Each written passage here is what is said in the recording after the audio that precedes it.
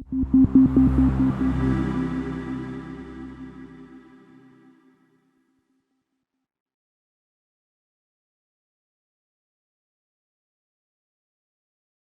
to today's CAHME's Core Learning Center virtual session. We welcome Laurie Baedke and Dr. Neel Pathak from Creighton University to present on a program culture of academic experiential excellence. I'm not going to start the session today. I'm going to introduce CAHME's own president and CEO, Dr. Anthony Stanowski, to provide some background on CAHME's annual report data and results before we head into Laurie and Neel's presentation.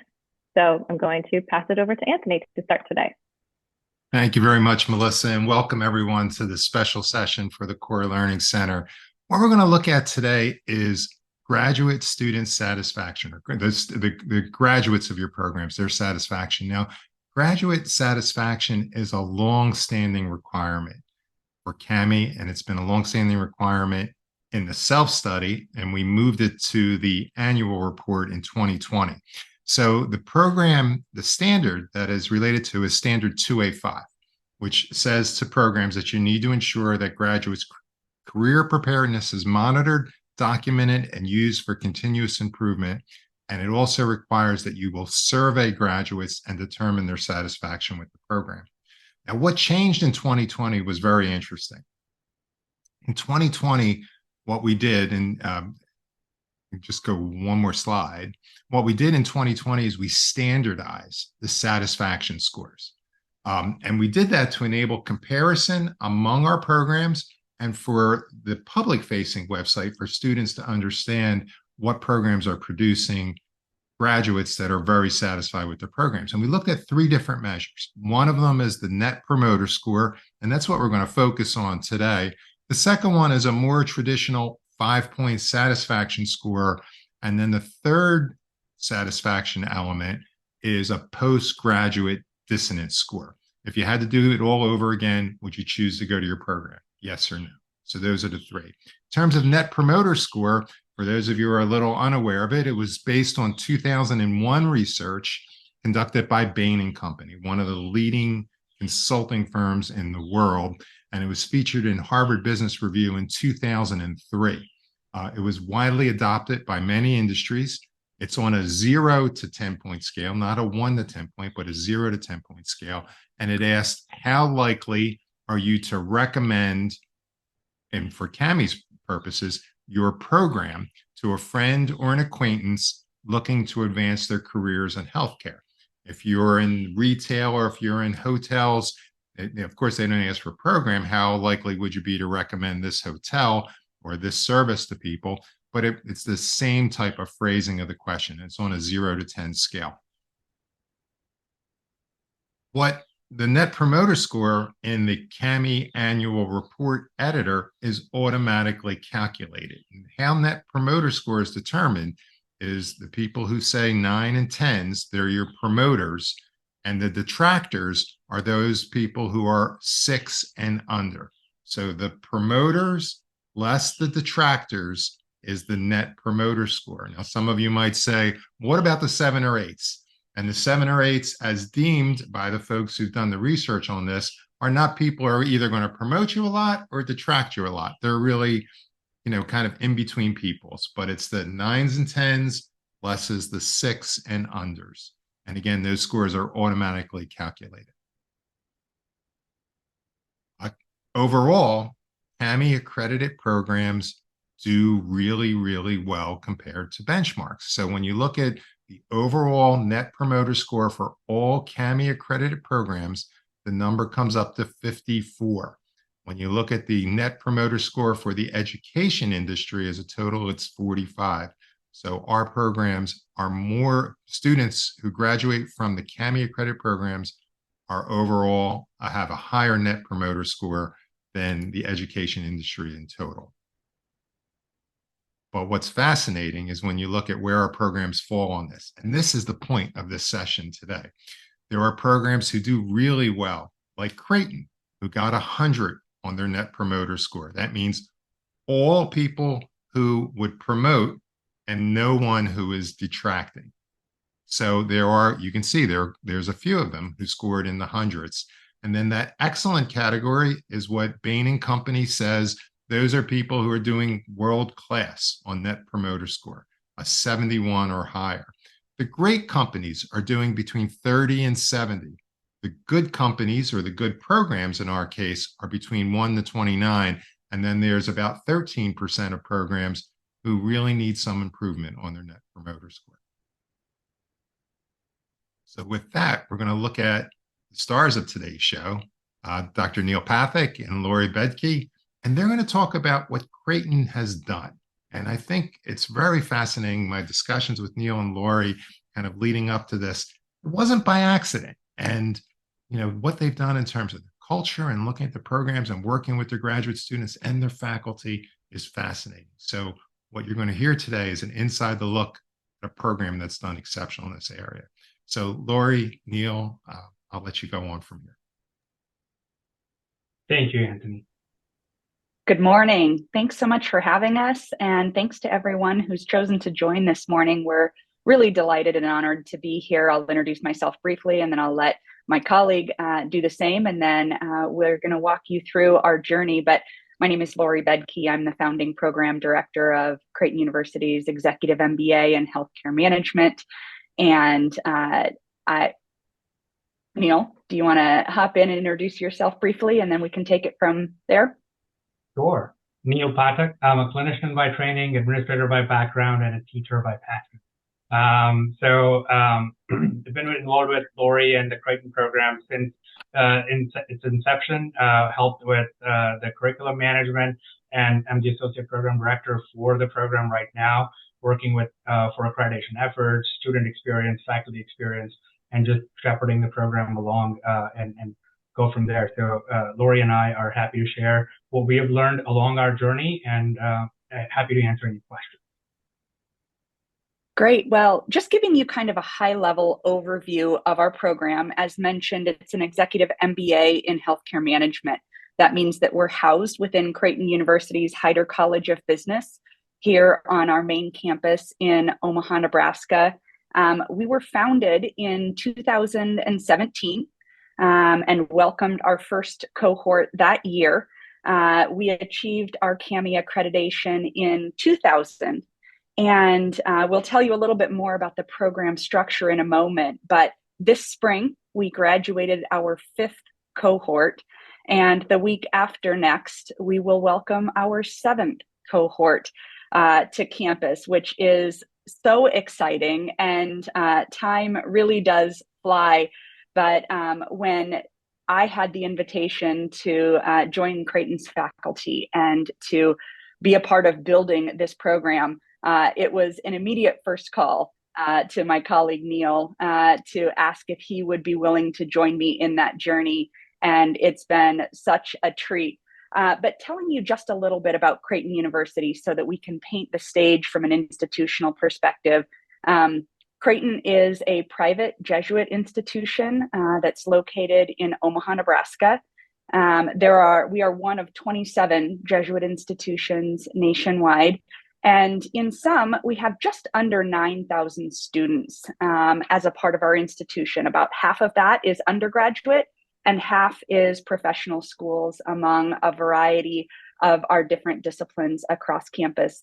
We have 3 campuses here in Omaha, Nebraska. We also have a health sciences campus in the Dominican Republic, but we have a newer campus in Phoenix, Arizona, a health sciences campus, where we have the full continuum of healthcare professions training, medicine, nursing, all of our allied health professions, pharmacy, PTOT, ST, and also PA program. And so it's really exciting to be a part of our institution. It's particularly notable because Creighton is the largest healthcare professions educator in the nation. And so as a healthcare institution at large, it's really fun to be a part of a program that lives within the School of Business, which means that for any of you who might have this same circumstance, we are duly accredited by AACSB and CAHME. So that's a unique nuance that might come up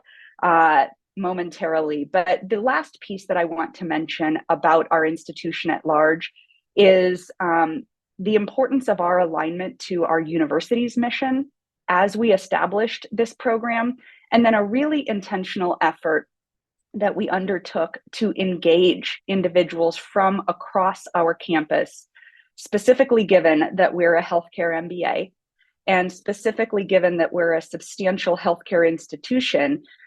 We have been highly collaborative with many of our other healthcare professions across campus, highly collaborative with and have active involvement from the dean of our School of Medicine, who's actually one of the few deans of medical schools nationwide to be a fellow of the American College of Healthcare Executives, like Neel and I both are, and like many of you on this call also are.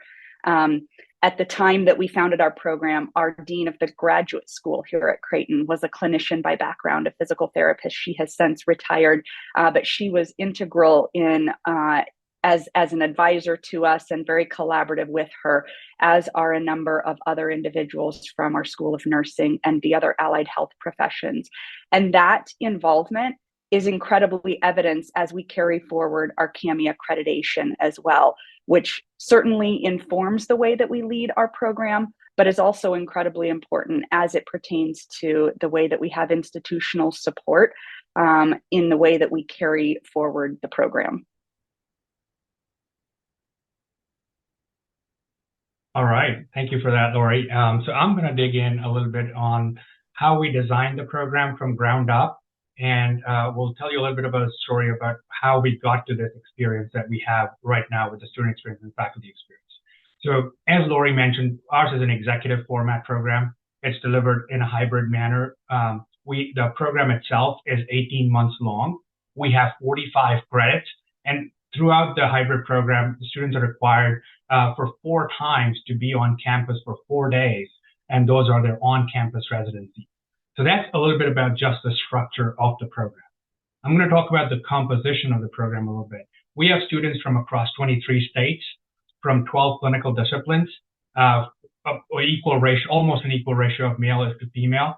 And our ideal candidate, the student that we're looking for in this program, would be someone who's in their mid-career as an administrator, as a clinical leader, who has some experience, 3 to 5 years of experience, and who's an adult learner wanting to go to their next level in their career, wanting to advance in executive leadership roles.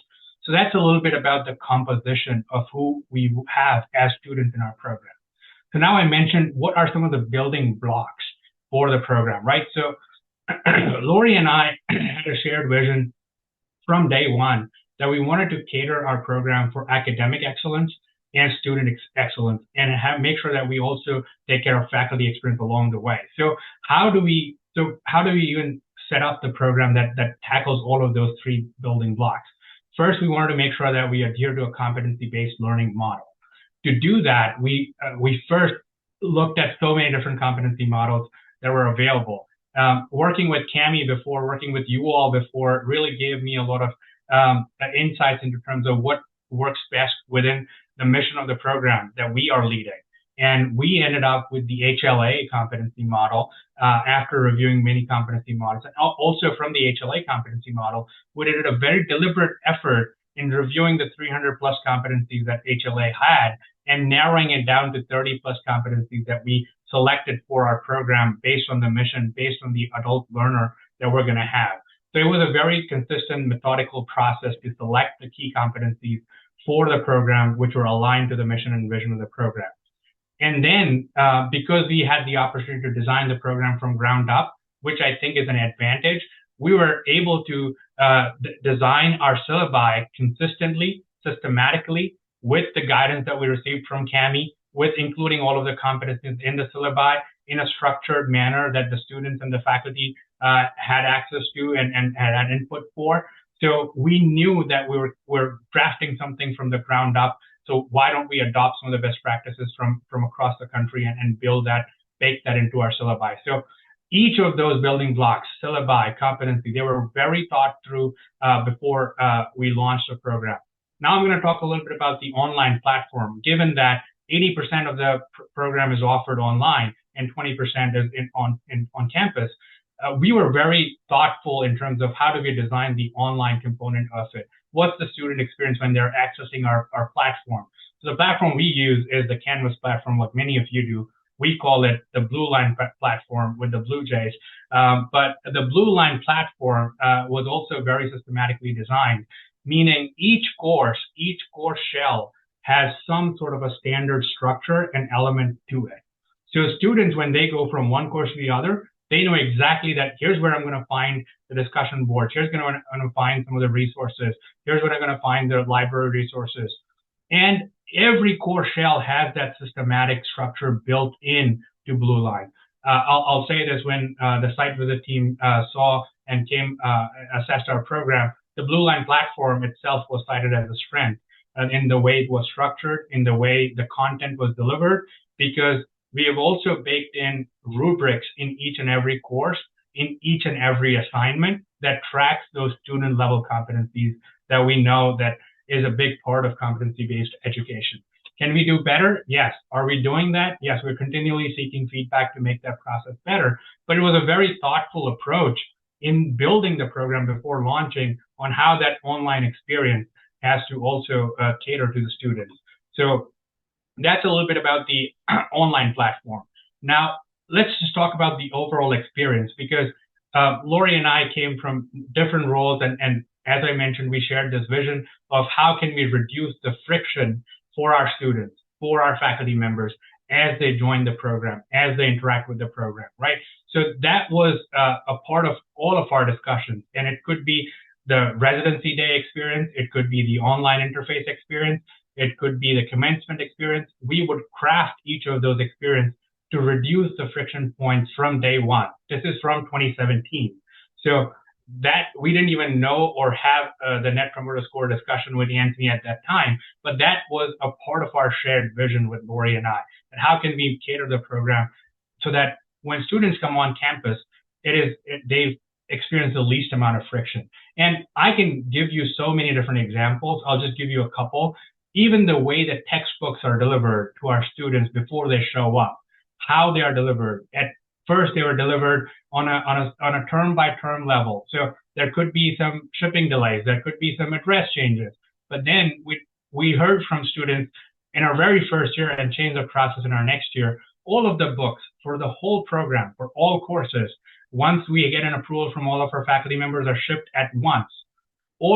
We also provide ebooks for all of the courses. So all of the ebook codes are shipped at the same time. So students have access to everything at once, and the process is delivered in one systematic way.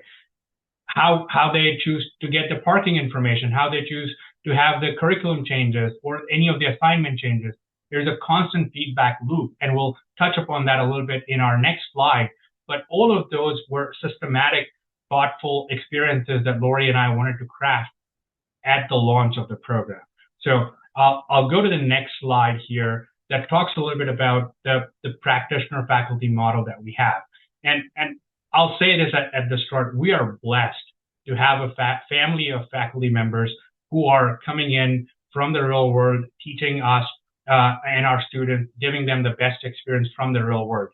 From day one, we had a heavy emphasis to make sure that we provide real world insights and impacts for our student audience, because these are students who have 5 years of experience, who are at that mid-career level. We wanted to get executives in the room who can teach to the day-to-day nuances that are happening within the healthcare system, right? So some of our faculty members, just to give you a profile, they have roles of health system CEOs, hospital CEOs, health system CFOs, and they are teaching the CFO is teaching the finance course, the health system CEO is teaching the introduction to healthcare systems course. So just think about the real world knowledge that the students are getting on day one when they're on campus during the residency day and getting that full immersion, if you will, of that course. We wanted to make sure that the first experience that they have is in person. So the 4 on-campus residencies, we introduce the course during those residencies. And that's a very important experiential component of our program as well, because they get to meet the faculty on day one. They get to understand the syllabus on day one, assignment structures on day one, and the faculty member can give them exactly the lay of the land on how the course is going to be delivered. And then it transitions into an online environment. So a lot of those details are baked into the design and the model that we have in place. So we also, in addition to all of that, have a heavy emphasis on just making sure our faculty members have industry credentials and are board certified. Laurie, myself, and many other faculty members are board certified in their respective professions, right?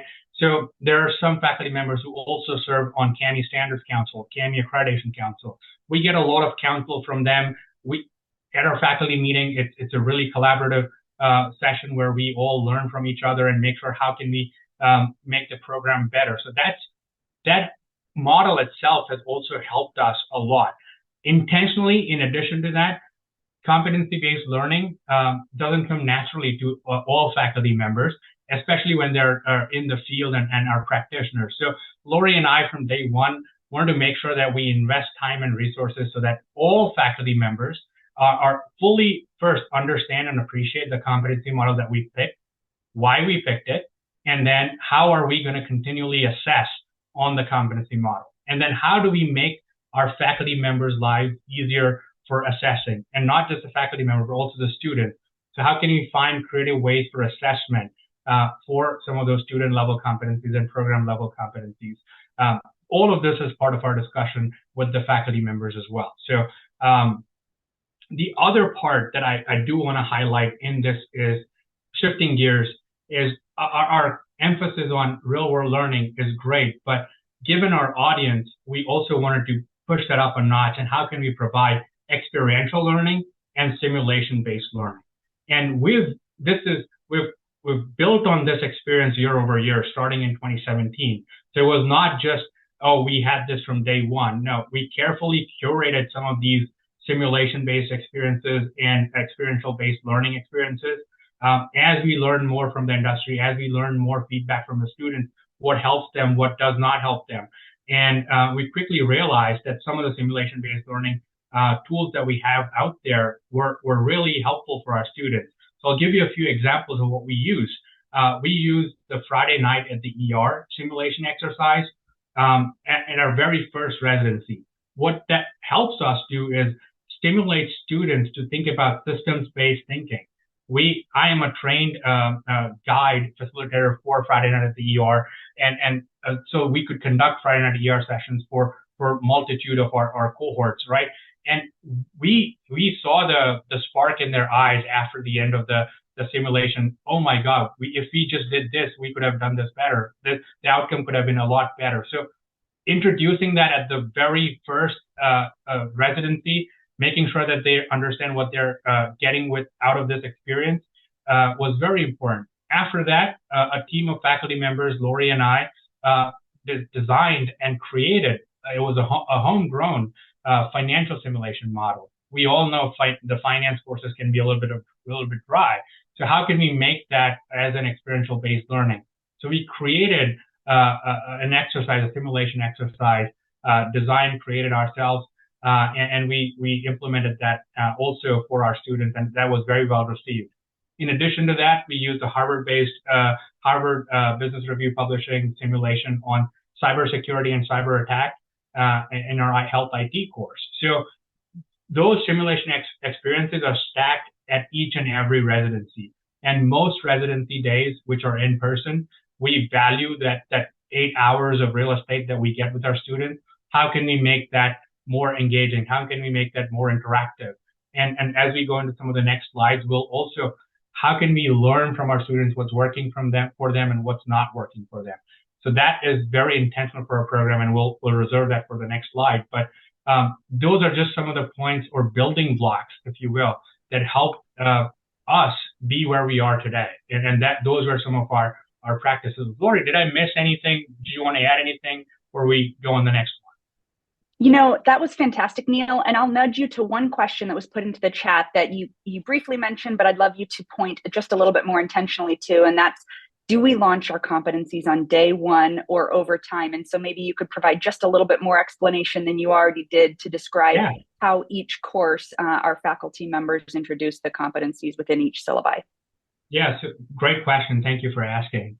We introduce our competency model, how we selected the model, and each faculty member on their residency day will dig into their particular what competencies are being covered in this course.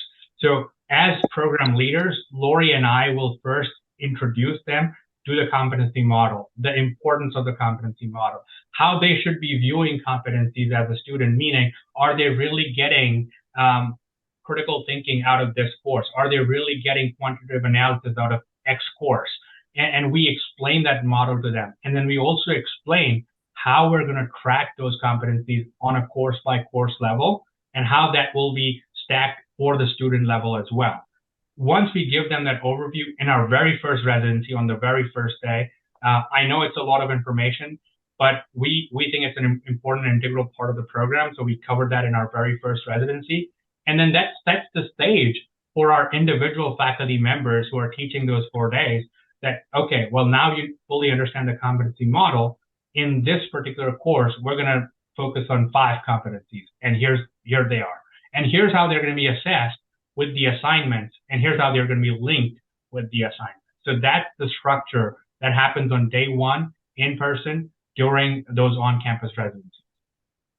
Great. Thanks so much, Neel. So just by way of a quick overview of our student audience, as you heard Neel say, all of our students are adult learners. They're full-time working professionals. They're well established in their career. Our admissions criteria state that they have to have at least 5 years of clinical practice or management level experience in order to be able to enter the program. And that's really intentional and by design, because that protects the fidelity and the level or caliber of peer-to-peer learning in the program, which is something that our students consistently say is a hallmark value proposition from the program. And so you can see here on this slide examples of titles of our incoming students and then where they advance after they graduate. But by and large, we have categorically described 3 buckets of learners that are our target audience within those admission criteria. The first bucket is a physician or a surgeon. And this is right at 50 or 55% of our learners over time. About half of our learners are physicians. The next bucket is other clinician leaders from, as Neel mentioned, 12 disciplines that span the continuum of the healthcare professional workforce. And they represent about 30 to 35% of our learners. And then that last bucket of learners is a non-clinician leader, someone who is not trained or has a background as a clinician in the workforce, but rather they work in finance or population health or strategy or quality and performance improvement. And so when we think about that learner, you know, one of the things that we've come to realize, and we walked in eyes wide open, realizing is that these individuals, most of them in their 40s and 50s, are incredibly well established in their career. Their time is incredibly valuable, and their expectations are incredibly high. So it raises an extraordinarily high bar for us in terms of being able to provide that frictionless experience to them as very much as possible. A high impact peer-to-peer learning, putting together, curating really remarkable groups of individuals, and then selecting and sustaining a faculty group that is capable of teaching to and sharing great experience with, and then contributing to the formation of this learner. If we think about kind of where we will end our conversation today and then open up for questions from you, is really just a mention on our program culture. I think you've probably heard evidence from Neel's and my comments, just how important it is for us, since we had the opportunity from ground one to build a program, its vision, its structure, and its curriculum and composition from ground up. That's both a big, tall order, but it's also a fantastic opportunity. And so we were able to really craft a vision to be able to have a high emphasis on culture. You know that quote, culture eats strategy. And so the way that we show up, the way that Neel and I collaborate and play the roles that we play in leading and, you know, delivering that pre-experience, pre-arrival communication experience and onboarding experience, so that someone who perhaps has, you know, a Range Rover in their garage or vacations at 4-star resorts really feels like from a program, they're getting that type of high touch communication and attention that they have come to experience in other parts of their world.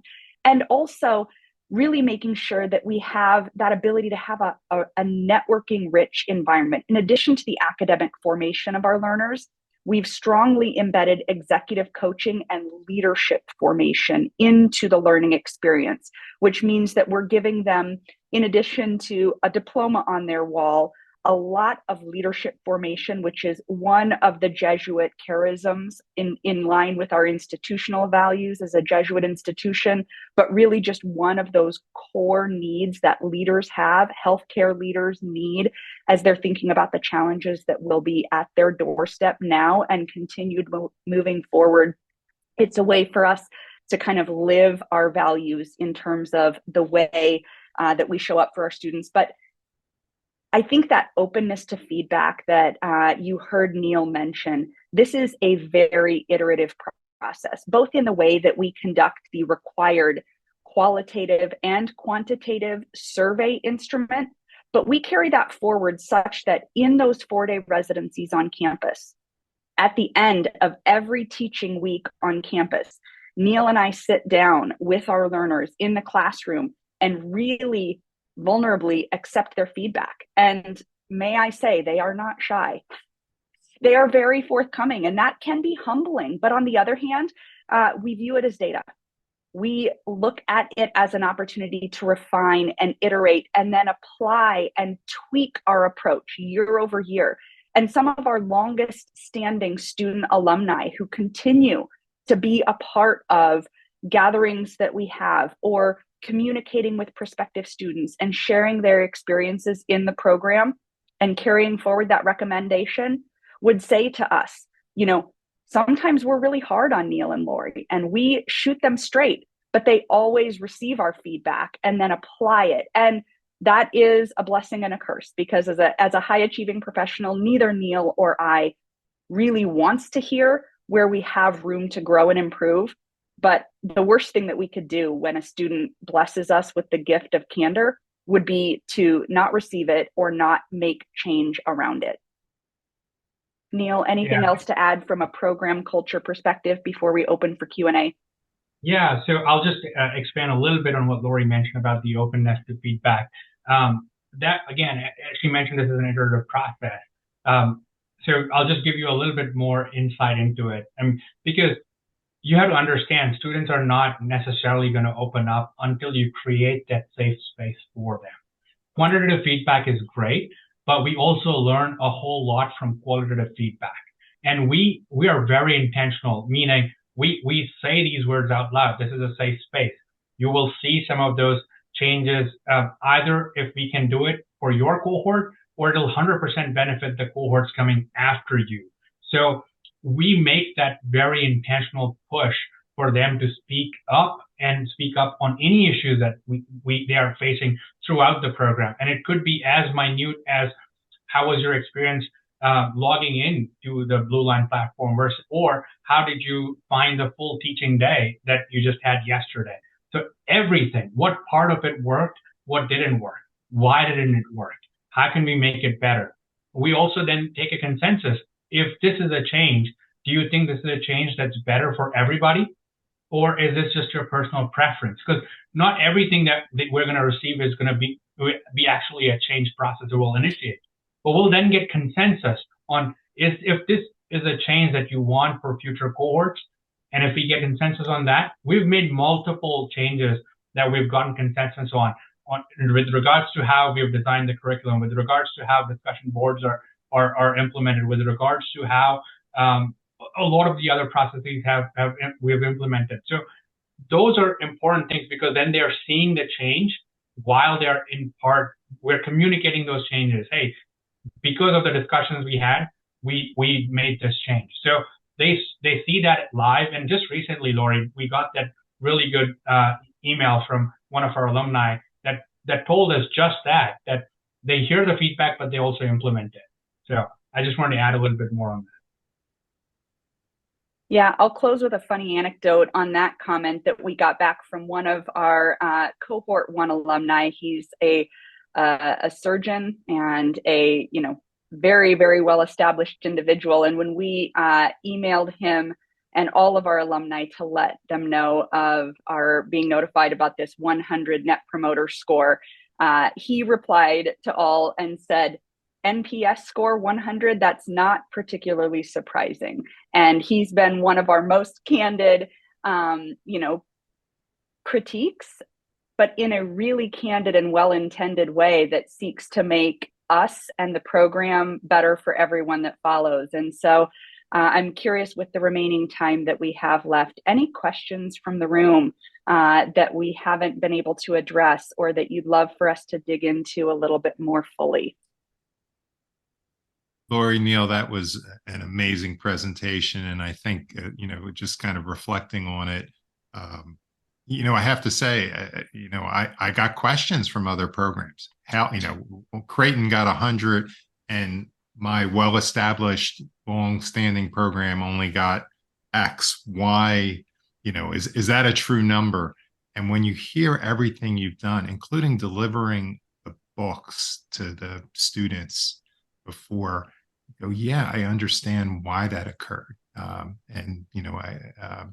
Just a really, really impressive kind of presentation and kind of view of it. Thank you for going through that. I think the other part to me that was just so stunning is the students that you were attracting, physicians, high-level clinicians, high-level executives, are probably the hardest people to be satisfied. And just an amazing part in there.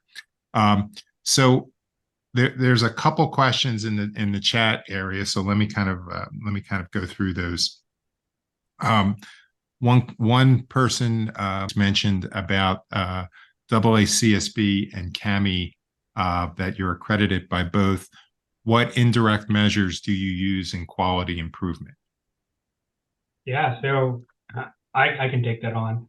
Laurie, please chime in.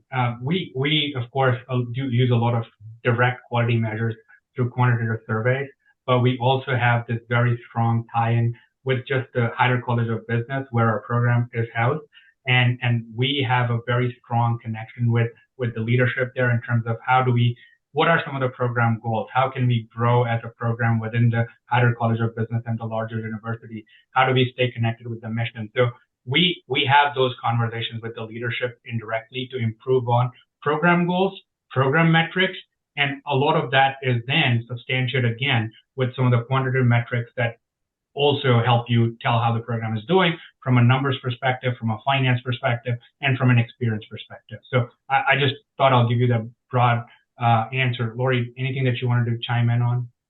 No, I think that's sufficient unless anyone wants us to dig into that more thoroughly.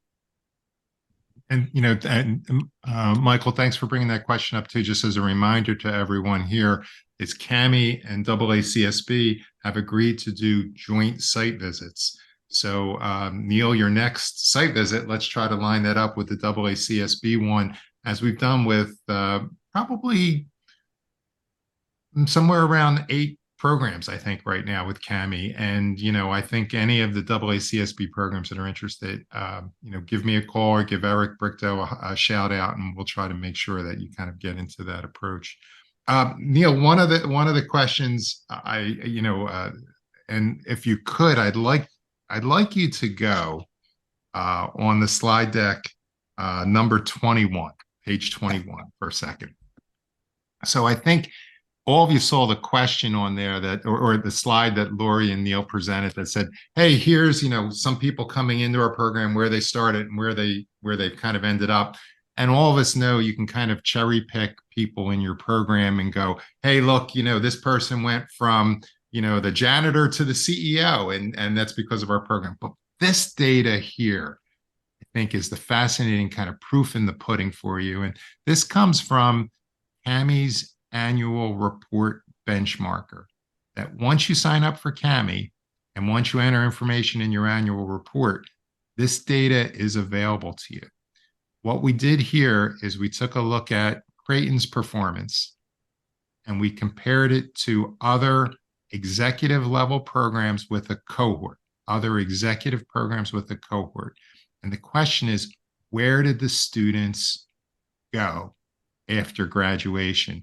And look at Creighton's numbers, both for 2021 and 21-22. It's 36% went to the executive office. The screen's a little small on me now, but is it 50% went to other executive management and 14% went to management. So 36% to executive office, 50% to other executive management. And you can see the comparison to other executive programs with the cohort and where did those students go. So at the 50th percentile of performance, 4%, 29%, compared to 36, 50, 14. And at the 75th percentile performance, 10, 11, and 42.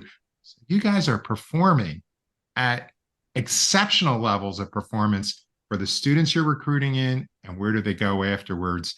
And I think is, again, just really kind of reflective of how you've got your target students, how you kind of work with them, how you make sure they're satisfied and getting a great education. So, comments on these slides or on this particular data from Neel and Laurie. Surprise, not a surprise? What are your thoughts?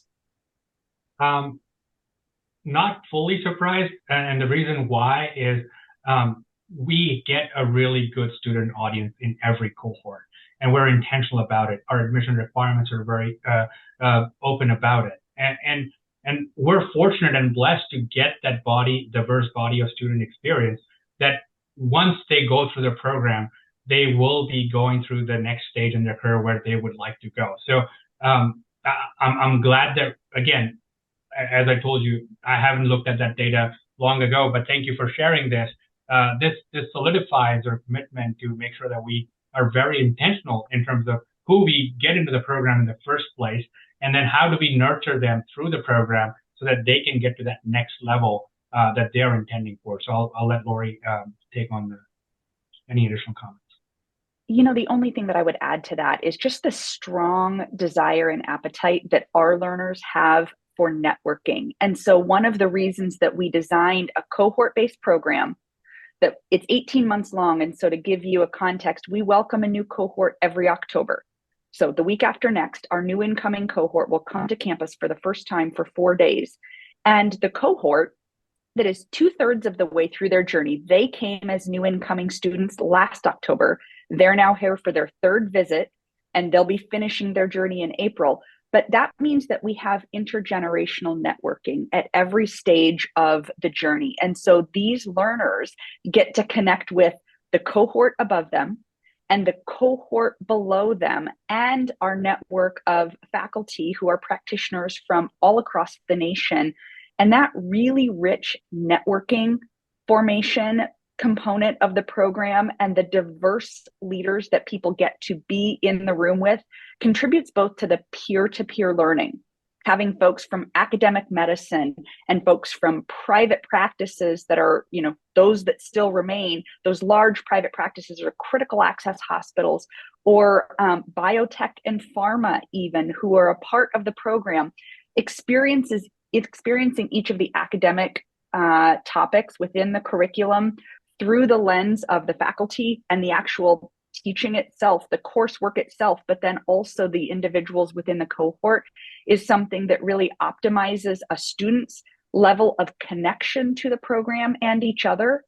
And then it increases that propensity that they have to recommend the program and have found additional value in their participation in the journey. Yeah, one of the questions I got was this a good 1 year, one hit wonder? And Neel, go to slide 2022 at this point, and kind of consistent with that, was this based off of a smaller number of students who kind of responded? Again, from the CAHME annual report benchmarker, we looked at Creighton's performance, which is your program on the left, to compare it again to that executive program cohort on the right side, the benchmark numbers. And what you can see in here is that 14 graduates reported their net promoter score in 21-22, 12 in 2020, 2021. And guess what? That was 100% of all of the students in the program. So every student provided to you satisfaction data on Net Promoter, 5-point Likert, and would they go back to the program again? And within that, every student gave a Net Promoter Score that calculated at 100% very satisfied, and 100% would go to the program again. And what you can see in here with the comparisons is how well Creighton does relative to the 25th, 50th, 75th percentile, as well as the overall mean. So again, reflecting fully comprehensive student response, 100% response rate, and then 100% of the very satisfied level. So let me ask you a question from there.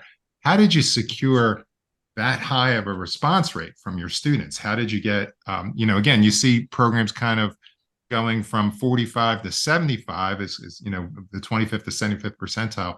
You guys hit 100%. What's the secret sauce there? I think it's consistent relationship and communication. We don't only communicate with our students and our alumni when it comes time to send out that survey every year, and we don't prime the pump for that survey and say, hey, here it's going to be coming, hey, that Net Promoter Score. We refuse to do that, but rather it's the organic communication that we sustain with our students all year round. It's sharing updates about the successes of our faculty, or those updates that happen within cohorts that are being shared throughout. It's about our active engagement with them to connect them with prospective students, because I say, as I'm having conversations with prospective students all the time, you can listen to me. I'm happy to pour some Kool-Aid for you to drink today, but I'm clearly biased. I bleed Creighton blue. And so I'm going to connect you with one or two of our alumni who either are pharmacists like you, or are particularly passionate about advocacy like you are. Hey, there's this orthopedic surgeon who graduated our program a couple of years ago, and I'm going to connect you with him because I know already he's more than happy to take your call and give you his peer recommendation and experience share in the program. And I am consistently, those are ways that our alumni love to continue to be engaged. It obviously helps our efforts to recruit to the program, but it's a way that they continue to have that connective tissue that allows them to feel a part of our family. And it perpetuates their sense of community that was initiated during their journey in the program, such that it's just one more of many communications, and their desire to want to contribute to our data collection is evidence of their knowing that we want and value that, so that we continue to iteratively improve. It's amazing. It's not gumdrops and lollipops. It's really hard work. It's staying consistent with your students, throughout the time, and getting the information to them. And not an accident that you got 100% response and 100 as your kind of scores in there. One thing I'll add that Laurie didn't mention is it's because of Laurie's excellent relationship building skills. Let's just not be humble there, Laurie. She is fantastic at it. And once you start to build those relationships and you keep those relationships, and it's not just, hey, we need your input for your survey, but we'll get together for a coffee or for a glass of wine. All of that is consistent, organic, happens quarter over quarter for our program with our alumni. So those are not just, let's just have a one alumni event every year. No, those are those organic relationship building exercises that Laurie has with a lot of our students. And that's why, and they understand, we are very clear about the importance of this with our students. So they understand how important this data is for us. So that's the result of 100% score, and of course their participation in it. Wow, it's good. It's not everyone gets an A on every course either. I think, some of the comments, sometimes the cynical approach is, well, we can get a perfect 100 score if we gave everybody an A and didn't require tests. And it's not. It's hard work, and that's what you've kind of shown. And with our audience, go ahead, Laurie. No, go ahead, Neel. What were you going to say? With our audience, they care more about the constructive feedback rather than the actual grade. They want to improve. Tell us 2 paragraphs worth of constructive feedback, and that will satisfy them more than what actual grade that they got. And that's the executive nature in the audience that we attract. So, which is hard work to really do it on a consistent basis, but that's what we and our faculty members have signed up. Yeah. And when you're placing people, what we saw on the other slide, when you're placing Right. people at the executive levels, that's the outcome that really kind of matters for them, and that they're successful in there. So that's cool. There was another question about, how does your executive healthcare fellowship fit in the EMBA? So how does the fellowship fit within? Yeah, that's a great question. It's a completely separate program. It is a non-degree version of the program. And so we, within our healthcare executive education suite, have 2 options: the full degree executive MBA in healthcare management, and then an executive fellowship in healthcare management, which is a non-degree version. Very, very similar in its hybrid structure and its admissions requirements and its learner audience. But it is a complete non-degree version. We do offer 6 graduate credits in that program that port directly into the executive MBA if people want to complete the non-degree version and then continue on. But it is a completely separate program. We have just a few minutes left before we want to wrap up. If there is anyone who would like to ask a question, you can unmute yourself and ask directly. Give it a minute.